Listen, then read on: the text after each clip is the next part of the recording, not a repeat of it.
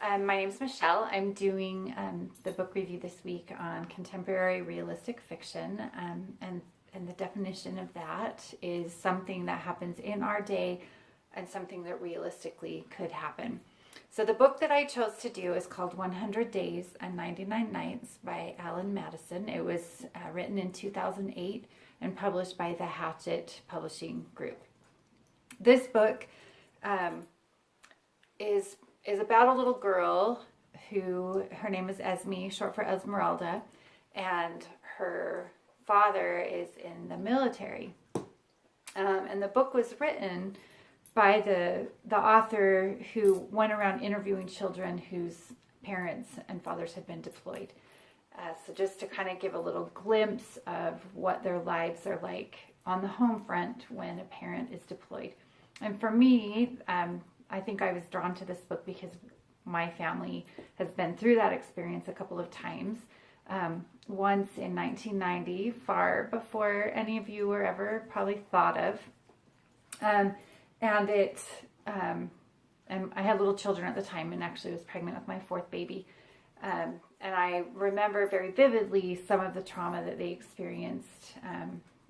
They didn't understand the whole concept of war and why their dad was gone, and that was during Desert Storm. And then the second time was about 10 years ago.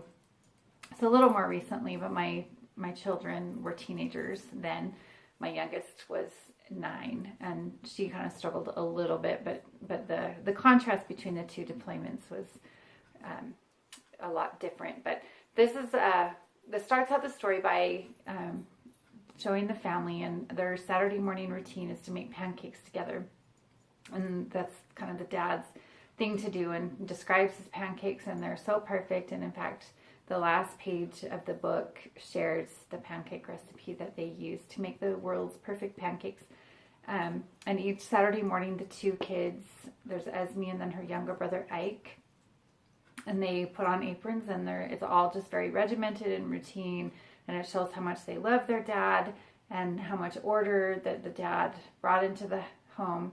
And so one Saturday morning, he tells them that he'll be getting deployed and that he needs Esme to be in charge. And she, of course, takes this very seriously and wants to make her dad happy and to carry out all the things that he's tried to implement. And so when her little brother gets in trouble at school, rather than telling her mom, she kind of tries to take care of it herself.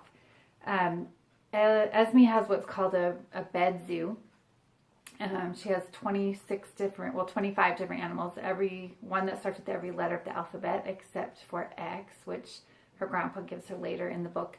But it kind of, each chapter is designated by one of these animals, and it talks about when she received that animal, and that particular animal for that day is the one that comforts her. And when that's over, then she starts all over again.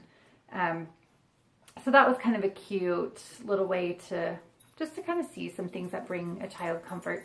It also talks about things that happened at school and as they lived in a military community, some of the things that the classroom was involved in, and helping the war effort and trying to help the kids understand what kinds of things that they can do at home. I think one of the most touching parts of the book, and maybe what hit home the most for me, was that one night Esme heard her mom crying, and she actually had gone down in the night and then went back upstairs, and when she came down in the morning, her mom had fallen asleep at the table. And it was during that point, after they were talking about it, that she said her dad was a hero, but that she learned that night that he was the second most important hero, and how much of a hero her mom was.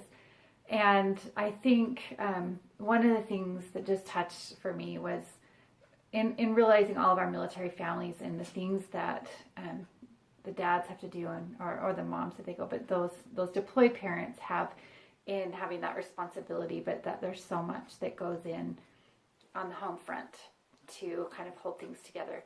And so I like this book, even if I wasn't a little more personally involved with it, but I think it's a great way to share with a child who might be experiencing something like that, helping them to understand what happens.